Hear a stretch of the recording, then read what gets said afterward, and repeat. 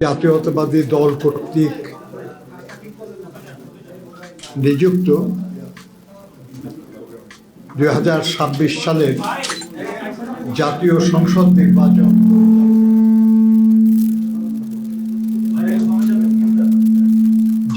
সংসদ নির্বাচন পরিচালনা কমিটির আজকে প্রথম সভা আমরা করেছি। এই সভায় আমাদের প্রায় সবাই উপস্থিত ছিলেন। শুধু আমাদের সদস্য সচিব অ্যাডভোকেট রুহুল কবির রিজভী অসুস্থতার কারণে উপস্থিত হতে পারেন নাই। যারা উপস্থিত হয়েছিলেন তাদের অনেকেই এখন চলে গেছেন।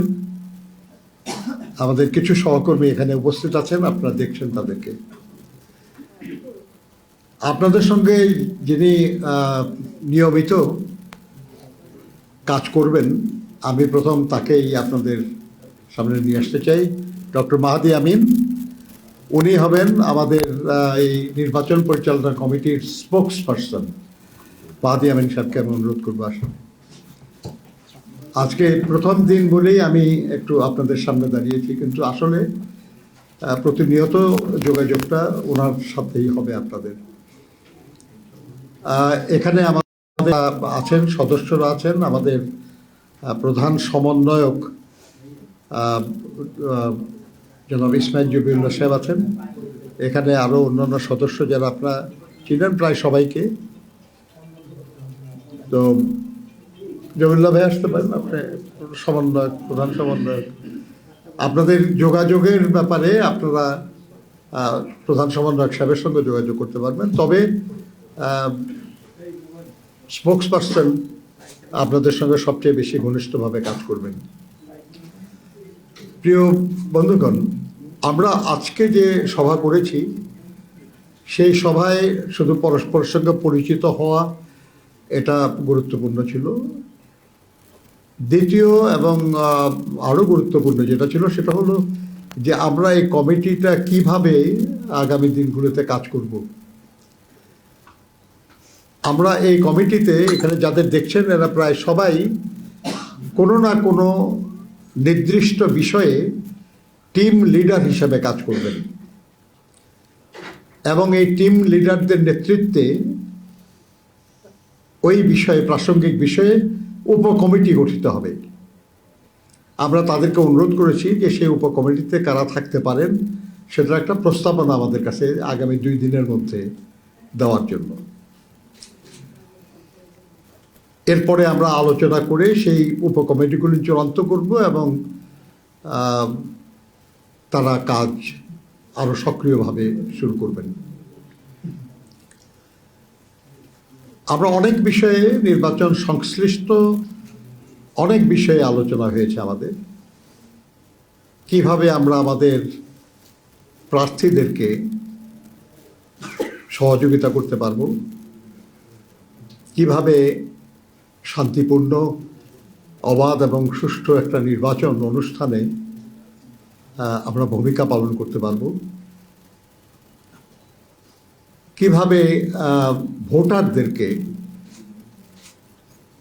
যথাসময়ে ভোট কেন্দ্রে উপস্থিত হতে আমরা উদ্দীপ্ত করতে পারব, এবং আমাদের যে দলের প্রতীক, আমাদের দলের প্রার্থীদের পক্ষে ভোট দেওয়ার ব্যাপারে আমরা উৎসাহিত করতে পারবো। এই সমস্ত বিষয়গুলি না আমাদের আলোচনায় এসছে।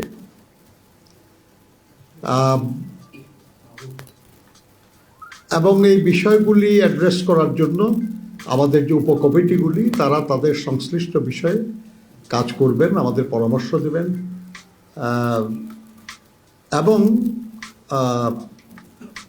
আমাদের প্রার্থীদের সহযোগিতা করবেন।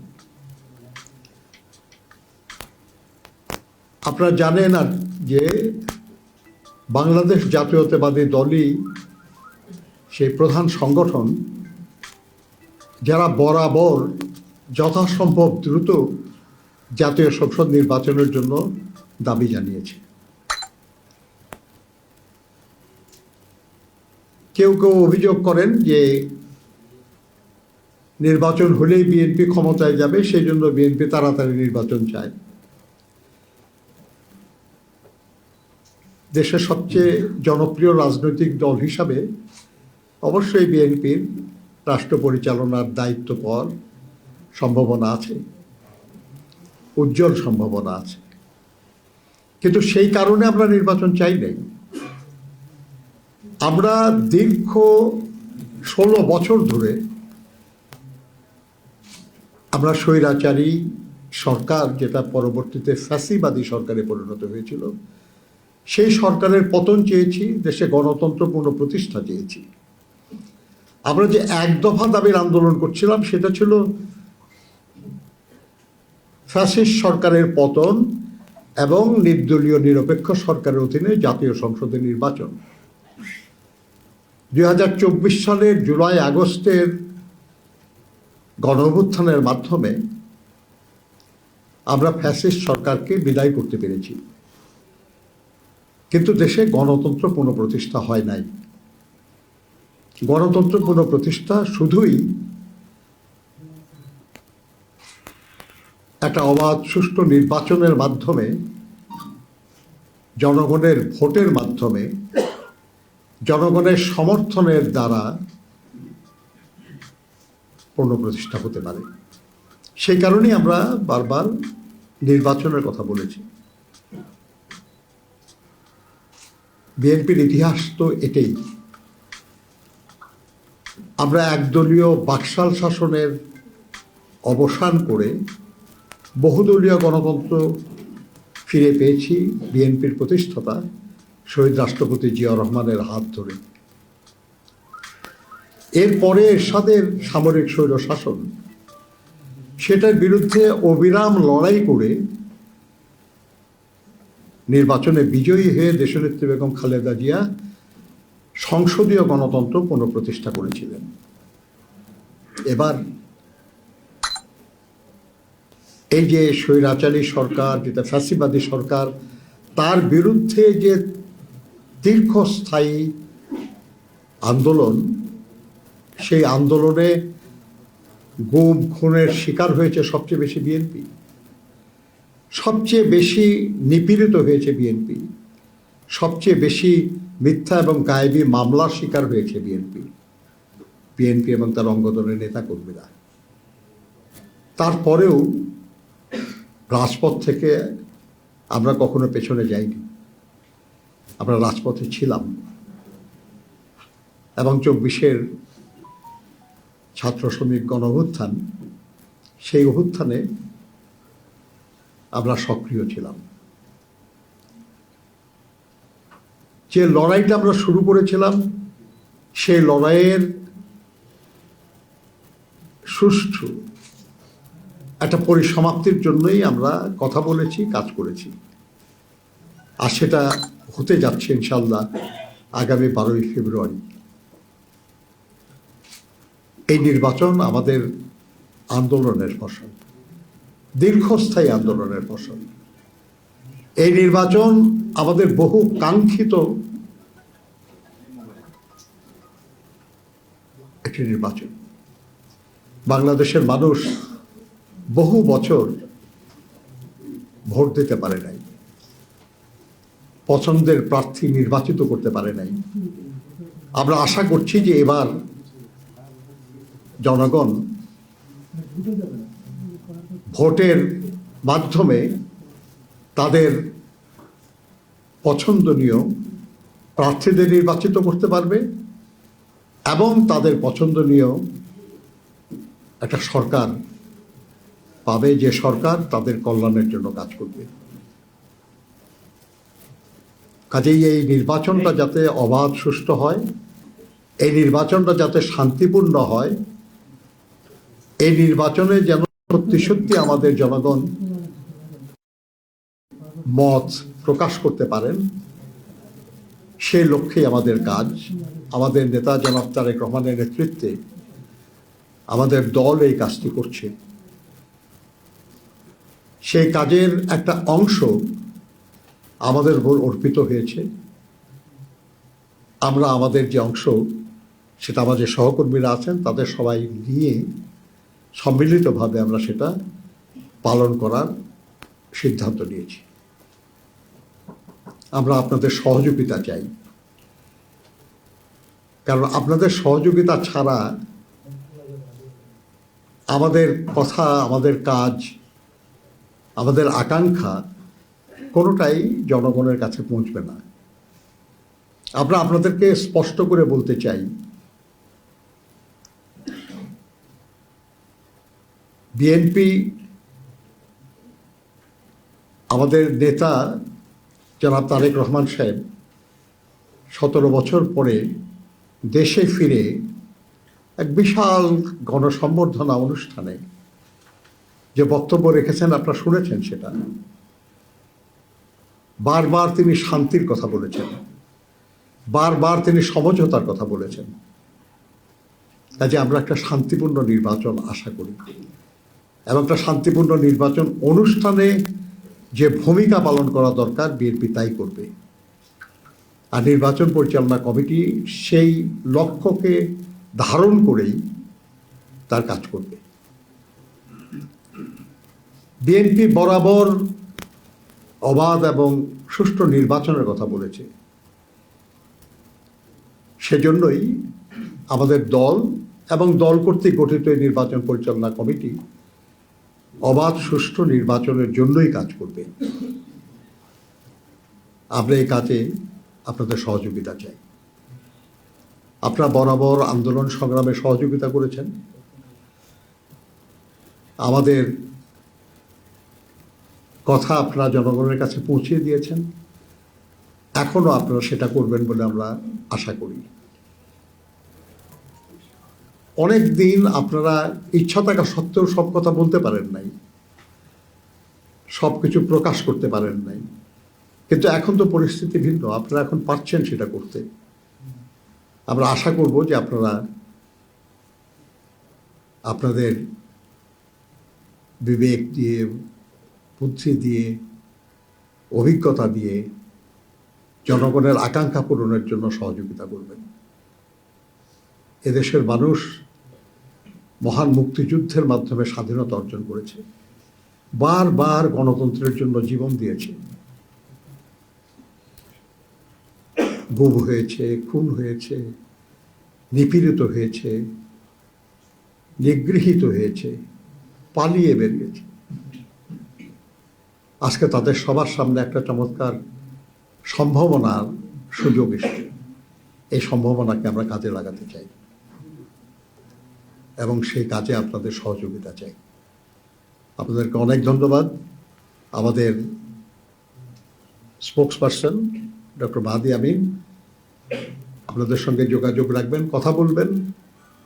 প্রায় প্রতিদিনই হয়তো আপনাদের সঙ্গে দেখা হবে, কথা হবে। আপনারা যে কোনো ব্যাপারে যোগাযোগের প্রয়োজন হলে তার সাথে আমাদের প্রধান সমন্বয়ক জনাব ইসমাইল জাবিউল্লাহর সঙ্গে, এবং বিশেষ করে আমাদের যে সদস্য সচিব অ্যাডভোকেট রুহুল কবির রিজভির সঙ্গে যোগাযোগ করবেন।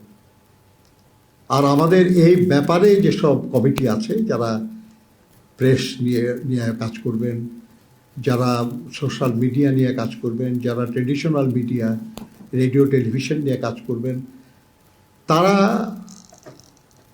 আপনাদেরকে যোগাযোগ করবেন, তারা আপনাদের সাথে, আপনারা তাদেরকে সহযোগিতা করবেন, তারাও আপনাদেরকে তথ্য দিয়ে সহযোগিতা করবে। আমরা উন্মুক্ত থাকতে চাই, আমাদের কথায় বা কাজে আমরা কিছু গোপন রাখতে চাই না। আমরা মনে করি যে জনগণ সব কিছু জেনে বুঝেই যদি ভালো মনে করে তাহলে আমাদের পছন্দ করবে, আমাদের সমর্থন করবে। আর সেভাবে যদি আমরা বিজয়ী হই তাহলেই শুধু আমরা জনগণের সহযোগিতা নিয়ে দায়িত্ব পালন করতে পারব। আমাদের এই সৎ সাহস আছে যে আমাদের কোনো কৌশল নেওয়ার প্রয়োজন হবে না। আমাদের দলের নেতাকর্মীরা কখনো এমন কৌশল নেয় নাই যেখানে তার মর্যাদা, তার পরিচয় গোপন রাখতে হয়েছে। এখনো হবে না ইনশাআল্লাহ। আপনাদের সবাইকে ধন্যবাদ। নজরুল ভাই, একটা প্রশ্ন সেটি হচ্ছে, আপনারা সবসময় বলেছিলেন গত 15 বছরেই আপনারা সুষ্ঠু এবং অবাধ সেই সঙ্গে অংশগ্রহণমূলক নির্বাচন চান। নির্বাচন কমিশনের তথ্য অনুযায়ী 50টি রাজনৈতিক দল এবার নির্বাচনে অংশ নিচ্ছে, কম বেশি অনেক আসনে। এই নির্বাচন কি আপনারা অংশগ্রহণমূলক নির্বাচন বলছেন কিনা? কারণ 8টি দল অংশ নিচ্ছে না, এক। আর দ্বিতীয় প্রশ্ন হচ্ছে, নানান জায়গায় নানান উসিলায় প্রার্থীদের মনোনয়নপত্র বাতিল হচ্ছে। ফরিদপুর এক আসনে একজন প্রার্থীরও মনোনয়নপত্র গ্রহণ করা হয়নি, বাতিল করা হয়েছে। যারা বিরোধী রাজনীতি করে, জাতীয় পার্টির অনেকের, সিপিবির অনেকেরই প্রার্থী বাতিল করা হয়েছে। এই বিষয়ে নিয়ে আপনার কনসার্ন কিনা? আপনার এই প্রশ্নটা একটু অসম্পূর্ণ থেকে গেল। মানে অন্যায়ভাবে বাতিল করা হয়েছে যদি বলতেন তাহলে আমি একটু জবাব দিতে পারতাম আর কি। যদি ন্যায্য কারণে বাতিল হয়, কিন্তু আপনি কাউকে দোষারোপ করতে পারেন না। দেশের প্রচলিত আইনে যদি মনোনয়নপত্র বাতিল হয়, হতেই পারে। আমাদের বিএনপিরও মনোনয়নপত্র বাতিল হয়েছে। তো সেখানে আপত্তি জানানোর সুযোগ আছে, সময় আছে। তারা নিশ্চয়ই আপত্তি জানাবেন এবং তার ভিত্তিতে হয়তো সিদ্ধান্ত পরিবর্তনও হতে পারে। তো আরেকটা হলো যেটা বলছেন অংশগ্রহণমূলক। আমাদের এক সময় যখন বহু রাজনৈতিক দল অংশগ্রহণ করে নাই, তখনও নির্বাচন করা হয়েছে এবং বলা হয়েছে অংশগ্রহণমূলক হয়েছে। আমরা ওইভাবে বলতে চাই না, কিন্তু কিছু রাজনৈতিক দল তো আছে যাদের প্রতি জনগণের ক্ষোভ এবং ক্রোধ আছে। দেশের আইনে, প্রচলিত আইনে কিছু রাজনৈতিক দলের তৎপরতা বন্ধ আছে, নিষিদ্ধ আছে। কাজে তারা তো নির্বাচনে অংশগ্রহণ করার আইনগত সুযোগ নাই। সেরকম না থাকলে পরে তার অংশগ্রহণ না করাটাকে অংশগ্রহণমূলক নির্বাচনের পথে বাধা বা ব্যতিক্রম বলে মনে করা যায় না। এর বাইরে যেসব প্রিয় দল যদি তারা নির্বাচন করতে না চায়, তাহলে সেটা ভিন্ন কথা। তো আমরা মনে করি যেটা সেটা হলো যে এই মুহূর্তে অবাধ সুষ্ঠু নির্বাচন অনুষ্ঠানের যে আয়োজন হয়েছে, সেখানে যাদের রাজনৈতিক তৎপরতার উপর কোনো বিধিনিষেধ নাই, তাদের কারণে নির্বাচনে অংশগ্রহণ করার উপর কোনো বাধা নাই। এখন এটা তাদের সিদ্ধান্তের প্রশ্ন। যদি বাধা হতো তাহলে আমরা বলতে পারতাম যে নির্বাচনে কিছু দলকে বাইরে রেখে করার চেষ্টা চলছে। বাধা না থাকার কারণে এই কথাটা আমরা বলতে পারছি না। এখন কোনো দল যদি স্বেচ্ছায় বলে যে আমি করবো না নির্বাচনে অংশগ্রহণ, সেটা তো কারো কিছু বলার সুযোগ নাই সেখানে আর কি। কাজে সেই জন্য আপনার কাছে বলছি যে অভিযোগটা যদি স্পষ্ট এবং স্পেসিফিক হয় তাহলে তার জবাব দেওয়ার চেষ্টা করা যেতে পারে। ধন্যবাদ। দেখেন, ঘরে ঘরে কোনো দলের প্রার্থীর জন্য ভোট প্রার্থনা করাটা কোনো দোষের ব্যাপার না, কিন্তু আপনি যেটা তাদের ভোটার আইডি বা জাতীয় পরিচয়পত্র সেগুলো সংগ্রহ করা হচ্ছে, সেখানে দুশ্চিন্তার কারণ থাকতে পারে যে সেটার প্রয়োজনটা কি, উদ্দেশ্যটা কি। এটা আপনি যদি আপনাদের পত্রিকায় এটা কোনো নিউজ হিসেবে বললে আমি দেখি নাই এখনো। আমার মনে হয় করা উচিত যদি আপনারা সত্যি জানেন এটা, এবং সরকারের উচিত এই ব্যাপারে প্রয়োজনীয় ব্যবস্থা নেওয়া। কারণ এই ডকুমেন্টগুলি অত্যন্ত সেন্সিটিভ ডকুমেন্ট, অত্যন্ত ব্যক্তিগত ডকুমেন্ট। যে কোনোভাবে সেগুলো সংগ্রহ করার চেষ্টার মধ্যে কোনো মন্দ উদ্দেশ্য তো থাকতেই পারে। অতএব সরকারের ব্যাপারে ব্যবস্থা নেবে বলে আমরা আশা করি। ধন্যবাদ। ভাই, আমি একটু সাথে